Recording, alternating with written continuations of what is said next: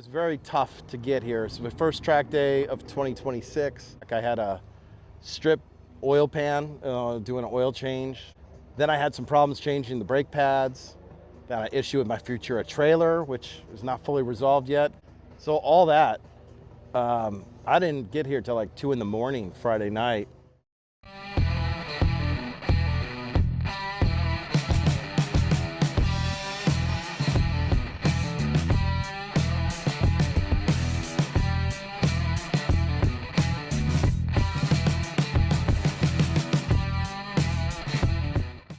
Welcome to Rob's Garage. Here I am at Chuckwalla Valley Raceway. It is sweltering hot. It's in the 90s, and it's only March, guys. What's going on? Running counterclockwise for the Bimmer Challenge this weekend, and I did hit my PB in session 2. Session 3 is coming up. Final session to try and win. Currently sitting P2 by only 0.085 seconds. My buddy Kyle's in the LS swapped E36 M3. He's currently in P1, and in third place, he's about a second behind me with an M2 competition. So I should make it on the podium, but it's gonna be tough for me to get that P1 spot today. We'll see what happens. So big shout out to Kyle. Shout out also to my buddy Shiv in Bangalore. Check out the new BMW shirt. Thanks a lot, Shiv. You're my man, really appreciate it. Let's see what we can do here in session 3.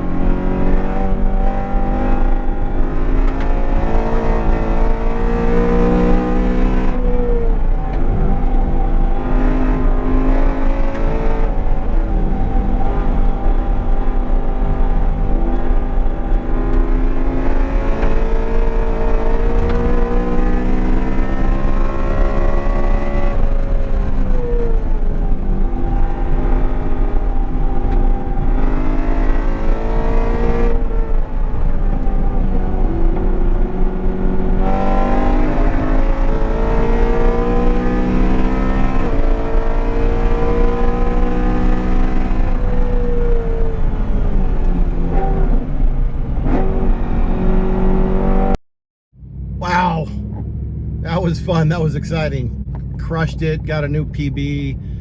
I did land P1 for a moment, but then Kyle, he crushed it too.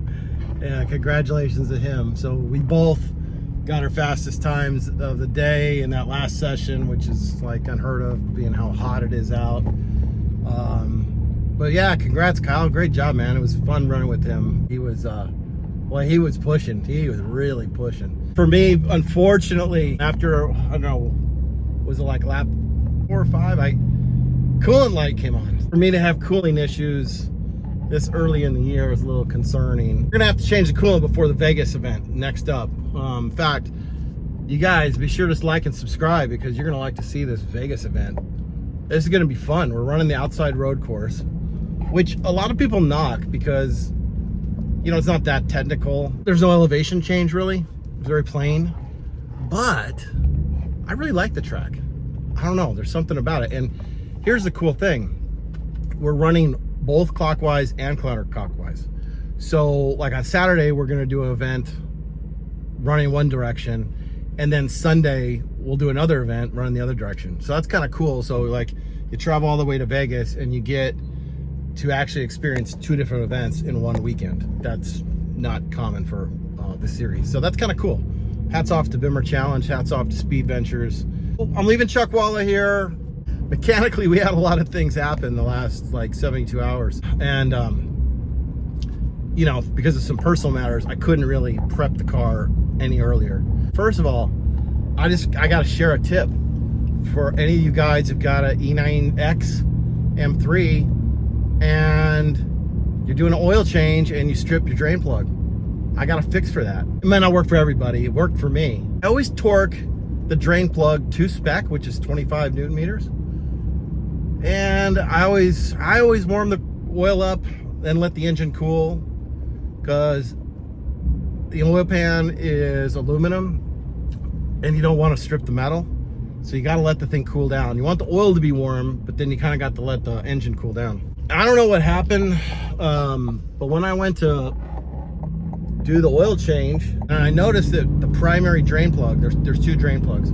First one up front came off just fine, started draining the oil. The second one that's in the rear of the oil pan. As I started to take it off, I started to notice, oh, something doesn't feel right. It's a little hard to turn. So I knew right away something was wrong. I let it drain overnight, and I go back out the next morning to try and put the drain plug back in, and sure enough, it's not tightening.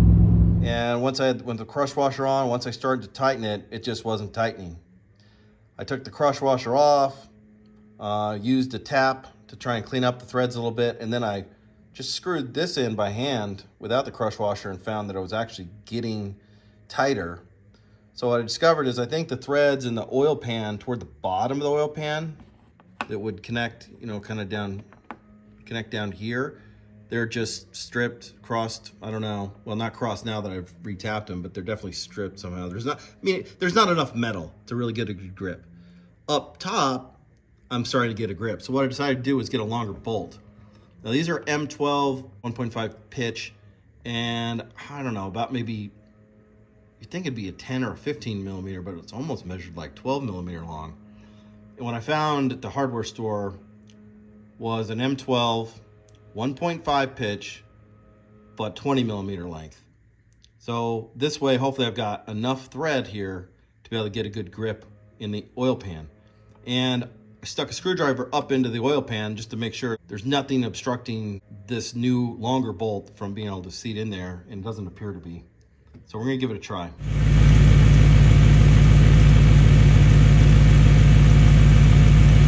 That drain bolt held great all weekend. I put a lot of hot laps on this motor, not a single oil drip. To find that bolt was not easy. I went to my local Ace Hardware.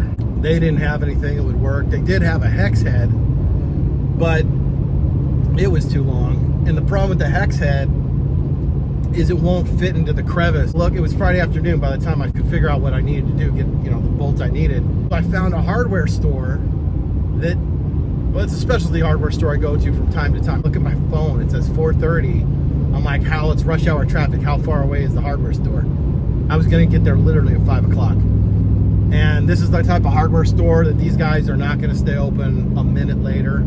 I show up there at like 4:55 and they're like, sir, we're closing. I'm like, yeah, I know you're closing. Give me 5 minutes to find the bolt I need. So thanks for watching. I hope I helped somebody out. Be sure to like and subscribe. I'll see you on down the road.